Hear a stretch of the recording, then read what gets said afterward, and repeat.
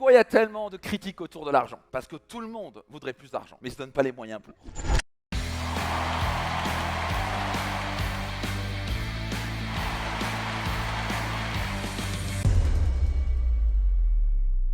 C'est tellement plus confortable d'allumer cette putain de télé et de regarder des débilités et d'être sur les réseaux à regarder de «Oh, nouveau chat, il est trop cool celui-là». Ok? Et passer des heures dessus, des heures, 3h30 par jour en moyenne en France entre la télé et les réseaux sociaux. C'est qu'ils en font pas du tout partie, heureusement, que je sais. Mais après, oui, je voudrais plus d'argent, oui, mais ils ont de la chance, moi je suis pas né dans une famille de riches, bah moi non plus. Donc soit vous pouvez chercher des excuses, soit vous pouvez devenir riche, mais il faut pas avoir les deux. Donc il faut faire un choix, ouais? Donc ça se passe dans votre tête. Donc ça, c'est pas de votre faute. Moi j'ai été conditionné depuis tout petit, vous avez été conditionné depuis tout petit. L'argent c'est quoi? Allez-y. Comment? C'est caca, c'est sale, c'est quoi? Possibilité. T'es millionnaire? Pas encore, t'es menteuse alors, arrête de mentir.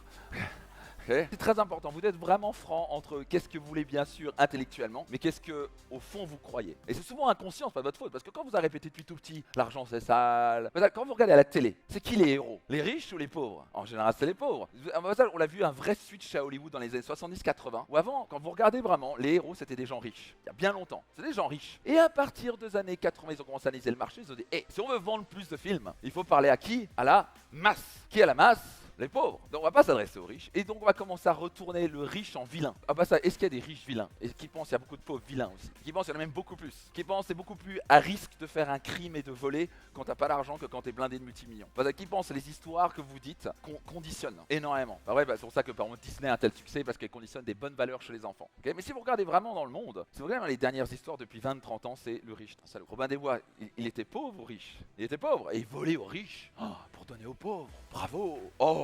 C'est un brigand qui vole aux riches. Ah mais Robin des Bois, t'es extraordinaire. T'es un putain de brigand qui vole aux riches. Je sais pas pourquoi on devrait applaudir un mec comme ça. Que bah, ça n'existe pas et qu'on a complètement inventé. Mais ça vend des histoires. Parce que c'est tellement facile de dire le riche, lui, tu vois, il a pris au pauvre. Bah, ça, si vous avez une condition, et moi j'ai mis du temps à comprendre que c'est pas, la plupart du temps, la notion de l'argent, ça c'est psychologique là que je vous parle. Bah, aujourd'hui, est-ce qu'on est ok qu'on parle beaucoup de psychologie? Il faut savoir d'autres éléments. Parce que c'est fondamental. Dans la plupart du temps, les gens croient qu'il y a une sorte de nombre limité d'argent. Et que si tu prends l'argent à quelqu'un, il en a moins. Bah ça, je utilise les termes pauvre et riche. En aucun cas, il y en a un qui est mieux que l'autre sur le plan de l'être. Tu peux être un être extraordinaire et merveilleux et bienveillant, un père, une mère merveilleuse avec un grand cœur, que tu sois pauvre ou riche. Mais moi, si monsieur, quand je dis pauvre, c'est que tu rames financièrement ou t'as pas d'argent ou t'es toujours après courir après l'argent. Et le riche, il est blindé. C'est ce que j'utilise. Ça va? Quand je dis classe moyenne, c'est... On va parler, en fait, c'est souvent des pauvres, mais ils croient qu'ils sont riches. C'est ça le problème. Hein. Ça, c'est la classe moyenne. Oh, moi, j'ai 2 BMW. Non, t'es pauvre, mais tu crois que t'es riche. On va parler de ça. C'est vrai. Et vous allez avoir la preuve par 9. Et en plus, ils sont pompés par l'État. La classe moyenne et la... Ça va piquer un peu. Hein. Est-ce que c'est ok que ça pique un peu? Ok, c'est pour réveiller. La classe moyenne, ils se font défoncer la gueule. L'État adore la classe moyenne. Des gens qui gagnent de l'argent, qui sont inéduqués, qui payent des impôts de malades et qui croient qu'ils sont riches. C'est merveilleux la classe moyenne. Car la plupart du temps, les gens croient si je prends de l'argent à quelqu'un, l'autre il en aura moins. C'est pas comme ça que ça marche. Si c'était le cas, on serait encore l'homme du Cro-Magnon. Donc qu'est-ce qui fait que vous avez des habits? Qu'est-ce qui fait que vous avez une voiture? Qu'est-ce qui fait que vous avez pu prendre un avion? Qu'est-ce qui fait que vous avez des choses que autant du Cro-Magnon n'avait pas? Qu'est-ce qui fait qu'on est même sans déconner, un smicard à une meilleure qualité de vie? Alors il a peut-être un plus petit appartement, mais que Louis XIV. Louis XIV, qui pense qu'il aurait adoré avoir un téléphone, pouvoir prendre un vol pour 1000 balles aller-retour, je sais pas où, aux États-Unis, ou 300 balles aller en Italie à la Florence. Le massif monsieur, ok? Qui voudrait avoir un chauffage? Il n'y avait pas de chauffage à Versailles, toutes les pelées. Ok, bah ça, Versailles, il était chauve à 10 ans, il avait des problèmes de santé tout le temps, le roi soleil. Donc, juste pour vous dire qu'il y a eu une création de richesse qui a été faite. Vous me suivez? Au passage, le riche, il pense quoi quand il met de l'argent? Il pense coût ou investissement? Alors en tout cas, ça dépend. Parfois, je sais que si j'achète une voiture, je sais que c'est un coût. Hein. Ça, je sais. Mais j'en ai bien conscience. J'investis dans un séminaire. Je viens d'investir à 5000 balles dans un séminaire aux États-Unis à nouveau. Il y a même pas 3 semaines, je viens d'investir 100 000 $ à nouveau avec un de mes mentors et mastermind américain. Là, je pense investissement. Je mets 100 000 balles, j'en générais 2, 3 millions, 4 millions derrière. Et je sais, parce que c'était répété encore. Dès que j'ai investi de l'argent, j'ai un retour x40, x45.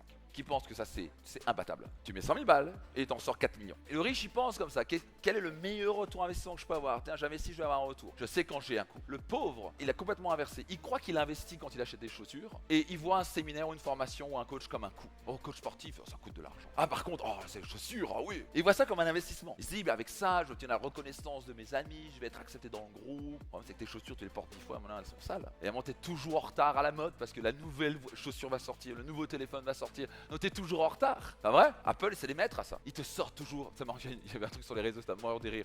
Tu vois, les pubs d'Apple, là, ils te disent à chaque nouvel iPhone, It's the best iPhone we ever made. Vous avez remarqué ça? C'est toujours la même phrase qu'ils utilisent. Parce qu'ils ont juste un peu amélioré les choses.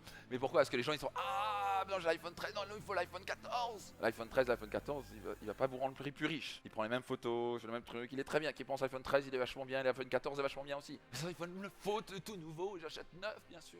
Ça, c'est stupide.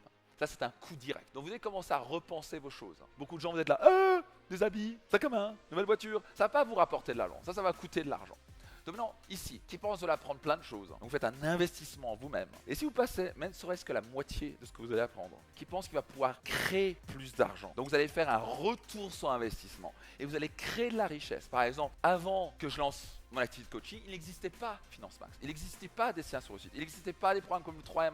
J'ai créé ces programmes, on a créé ces programmes-là pour servir nos clients. C'est la création de richesse qui permet à nos clients quoi? De gagner plus d'argent, d'être plus heureux, d'être plus épanoui. Raphaël qui va vous parler d'immobilier, il va prendre un appartement ou un immeuble, il va faire, on va améliorer la valeur, on va en créer quelque chose. C'était pourri, mais il est bien placé, on va améliorer la valeur et on va le revendre avec un bénéfice. Et tout le monde est content parce que maintenant on peut déménager dans ce bel appartement. Avant il était pourri, mais c'était bien placé, mais maintenant il est meilleur et on est prêt à payer plus. Ou parce qu'il y a un marché où les gens ils sont pas prêts à payer un appartement de 100 mètres carrés, mais 2 appartements à 50 mètres carrés, ça les intéresse. Il y a un marché pour ça. C'est la création de valeur. On n'a pas pris de l'argent qui que ce soit, on a créé de la richesse. Quand vous comprenez ça, vous prenez de l'argent à personne. Dans cette histoire de Robin des Bois qui est là depuis l'âge de 2-3 ans que vous regardez, elle fucked up everybody. Donc vous comprenez ça? Moi elle m'a tué, c'est ce que c'est à coup de oui, mais alors les riches sont les salauds. Donc depuis tout petit vous êtes baigné dans les riches et les salauds, l'argent c'est sale. Donc moi j'ai vraiment j'avais pas de bol au début. Ma mère, prof de religion catholique, elle est à l'église catholique tous les jours avec encore une fois toutes les magnifiques valeurs. Mais au niveau argent, il y a un vrai challenge. Si vous êtes né dans une famille juive, ça c'est beaucoup mieux, l'argent est un peu plus agréable. Et ça c'est très intéressant de voir en termes philosophiques. Moi je suis pas juif, au passage je critique aucune religion, j'en pratique aucune, mais je respecte toutes. Si vous regardez, prenez le top 400 des fortunes américaines, devinez combien de juifs sont à la tête de ces 400? 137. Et combien de juifs aux États-Unis? Je crois que c'est 1,5%. Pourquoi? Parce que les familles juives, gagner de l'argent, c'est yeah! Fonce! C'est bien gagner de l'argent, c'est important. D'autres, l'argent, attention, tu vas devenir démon. Tu penses qu'à l'argent? Oui, je pense à l'argent! Est-ce que c'est un putain de problème? Toi, tu penses pas à l'argent? Oh, s'il vous plaît, donnez-moi de l'argent, tu penses pas à l'argent, toi? À critiquer les riches, tu parles pas d'argent, toi? Il y a différence entre penser qu'à l'argent, mais qui pense que l'argent fait partie de notre vie. Enfin, qui pense que c'est important, vos enfants. Qui pense que votre santé est importante. Vos relations sont importantes. Pas vrai? Vous amuser est important. Mais si l'argent n'est pas important et si vous dites ça, vous allez rester pauvre. Vous devez commencer à verbalement dire l'argent est important et je vais en prendre comme priorité de gagner beaucoup d'argent. Tant que ça n'est pas une décision claire, tant que j'ai pas pris cette décision avec moi-même en disant mais non, je vais gagner beaucoup d'argent, il n'y a rien de mal à gagner beaucoup d'argent. C'est même un putain de devoir de gagner de l'argent. Quand je me suis mis ça dans le crâne, mes revenus ils ont fait ça. Si vous retenez juste ça de ce séminaire, vos finances vont changer pour toujours. Juste avoir la conviction, c'est un devoir de gagner plus d'argent. Pourquoi c'est un devoir? Pour vos enfants déjà. Qui veut offrir une vie pourrie à ses enfants? Alors restez pauvres. Alors bien sûr, vous pouvez leur offrir de l'amour, machin, mais qui pense que vous pouvez leur donner beaucoup d'amour et leur offrir les meilleures possibilités dans leur vie? Les meilleures écoles, le fait de voyager, le fait de leur offrir les meilleures possibilités. Donc juste pour ça, c'est un devoir de gagner beaucoup d'argent. Qui pense à un devoir de gagner beaucoup d'argent pour s'acheter la meilleure nourriture possible, bio, de qualité, ce que tu veux? Pas vrai? Qui pense à c'est un devoir de gagner de l'argent pour honorer la vie, de vous pouvoir voyager à travers le monde et découvrir les plus belles beautés de ce monde. Si tu restes dans ton coin, je veux pas voyager, j'ai pas l'argent pour... C'est une putain d'excuse. Donc une fois que vous passez de oui ce serait bien de à je dois gagner plus d'argent, c'est mon devoir en tant que père, mère, mari, femme, ce que vous voulez. Vous mettez ça comme crâne en je passe de je voudrais à je dois, tout va changer le programme entier. Dans votre cerveau ça va se passer comment? Comme une priorité. C'est pas la chose la plus importante, mais c'est une chose très importante. Même moi si vous me suivez. Pas vrai? Donc bon mes enfants, ma femme, c'est les personnes les plus importantes sur terre. Ma santé est hyper importante. Ma santé est plus importante que l'argent et ma famille est bien plus importante que l'argent. Mais l'argent permet de supporter tout ça, leur offrir la meilleure vie. Qui en a marre de se lever le matin et de toujours penser comment je vais gérer ça et avoir ce stress et toujours à se lever, toujours à courir après l'argent. Qui en a marre d'en avoir marre de ce truc là? C'est bien. Quand vous en avez marre d'en avoir marre, les choses vont changer. Je vais vous partager la méthode en 5 étapes que nous on a utilisée pour faire des millions chaque année grâce aux réseaux sociaux. Vous avez juste à cliquer et de participer à cette masterclass. C'était Max Piccinini et rendez-vous dans une prochaine vidéo et surtout dans la masterclass.